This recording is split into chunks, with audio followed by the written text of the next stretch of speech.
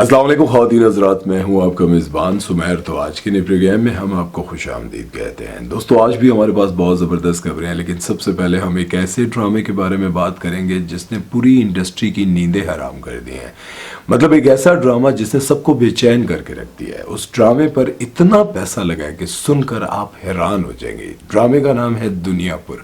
ये दुनियापुर वो ड्रामा है जिसे देखने के बाद आपको सिनेमा घर जाने की कोई ज़रूरत नहीं पड़ेगी। किसी फिल्म को देखने के लिए आप सोचते हैं कि यार ड्रामे देख देख के परेशान हो गया, सास बहू के चक्कर देख देख के परेशान हो गया, अब हमें कोई मूवी देखनी है जिसमें एक्शन, फाइट, सस्पेंस सब कुछ हो, वो देखने जाना है। वो आपको अपने टीवी स्क्रीन पर मिलेगा। दुनियापुर एक ऐसा ड्रामा है जिसका एक एपिसोड देखने के बाद आपको दूसरे एपिसोड का बेसब्री से इंतजार रहता है।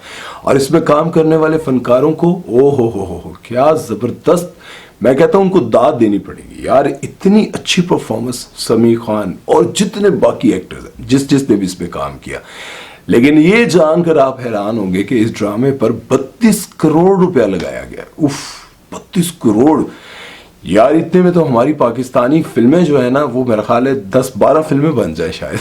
क्योंकि जिस तरह की पहले हमारी पंजाबी फिल्में बनती थी, अगर आप गौर करें तो उस तरह की बेशुमार फिल्में बन सकती हैं। लेकिन इसमें आप देखें रॉकेट लॉन्चर, गाड़ियां उड़ाना, जिस तरह से आप हॉलीवुड की फिल्मों में देखते थे ना कि यार ऐसे गाड़ियां उड़ी हैं, पता नहीं क्या कुछ दिखाया गया है भाई। अगर इस ड्रामे को आप देख लेंगे ना, तो मैं कहता हूं यकीन जाने कि आप कहेंगे कि वाकई आउटस्टैंडिंग ड्रामा बनाया गया है। जिस तरह की उसकी डायरेक्शन, फ्रेमिंग और जो कुछ उसमें दिखाया गया, उसे देखकर आप कहेंगे वाह, कमाल कर दिया। लेकिन जो असल बात है वो ये है कि भाई पूरी इंडस्ट्री, जो ड्रामा इंडस्ट्री है ना, उसकी नींदें हराम हो गई हैं। जिस तरह से वो 3-3.5 करोड़ रुपए में एक ड्रामा बना लेते थे, मतलब 2 बड़े एक्टर्स को लिया, उसके बाद बाकी छोटे मोटे एक्टर्स को लेकर एक ड्रामा बनाकर सास बहू का चक्कर दिखाकर, कोई अफेयर चलाकर, कोई फ्रॉड दिखाकर उस ड्रामे को पेश कर दिया। लोगों ने पसंद किया, देखा, मोहब्बत, चक्कर शक्कर सब सेट हो गया। लेकिन इस ड्रामे में आप यकीन जाने 120 एक्टर्स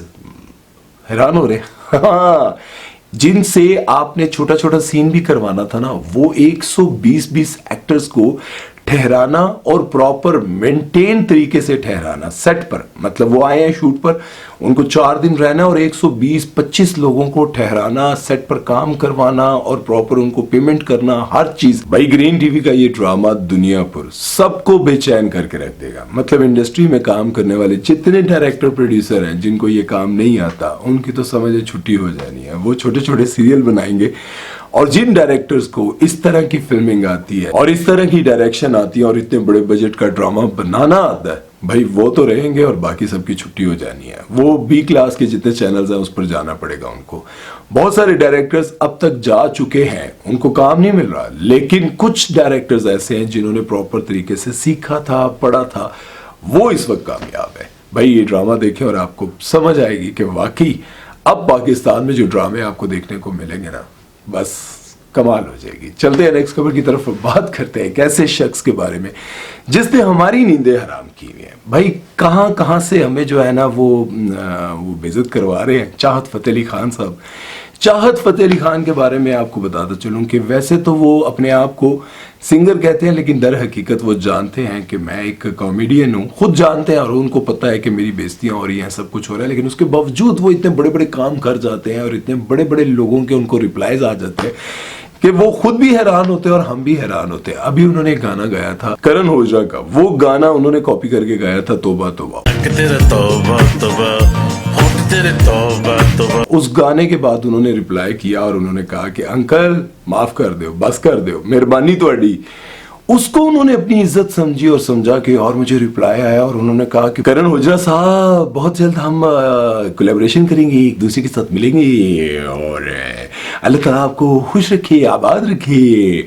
भाई इस तरह की उनको रिप्लाई मैसेज देने के बाद मैं कहता हूं कि करण जौहर, जो कि बॉलीवुड के बहुत बड़े डायरेक्टर हैं यार, प्रोड्यूसर हैं, बड़ी बड़ी फिल्में बनाते हैं यार, मैं कहता हूं कि वो बंदा बॉलीवुड की समझ लें कि रीढ़ की हड्डी है। क्योंकि जितनी महंगे बजट की फिल्में होती हैं वो करण जौहर बनाते हैं, और भी बहुत सारे लोग बनाते हैं, लेकिन करण जौहर का एक बहुत बड़ा किरदार है बॉलीवुड में। करण जौहर ने भी उनका मजाक उड़ाया, उनके गाने के ऊपर उन्होंने एक इमोजी लगाकर कुछ लिखा जिस पर साफ वाज़िया था कि भाई ये मजाक उड़ा रहा है बंदा उस चाहत फतेह अली खान का। लेकिन चाहत फतेह अली खान ने क्या कहा, अब सुनकर हैरान हो जाएंगे। मैं कहता हूँ थोड़ी नींदरा हराम हो जानी। उन्होंने कहा कि करण जौहर साहब अस्सलाम वालेकुम, देखिए वो क्या वो कहते होते हैं पता नहीं, करोड़ों दिलों की जान चाहत फतेह अली खान।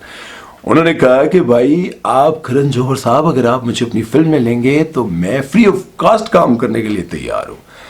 अंदाजा लाओ यार, फ्री ऑफ कास्ट, भाई कितनी बड़ी ऑफर दे रही है चाहत फतेह अली खान ने, कहा कि मैं फ्री ऑफ कास्ट काम करने के लिए तैयार हूं, अगर आप मुझे अपनी फिल्म में काम करने का मौका दें। तो भाई देख लें, चाहत फतेह अली खान ने करण जौहर को कह दिया है कि मैं फ्री काम करने के लिए तैयार हूं। देख लें कितना बड़ा स्टार है, करण जौहर को कह रहा है भाई।